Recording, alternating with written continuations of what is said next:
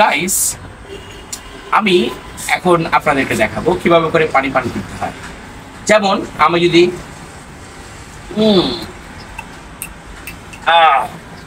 আম সিপিং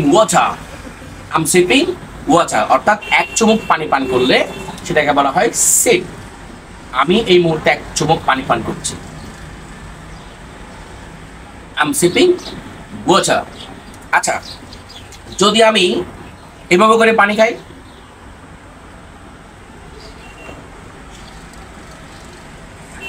drinking water, কেন? আমি পানি পান করছি। আবার যদি গাইস আমি যদি এভাবে খাই,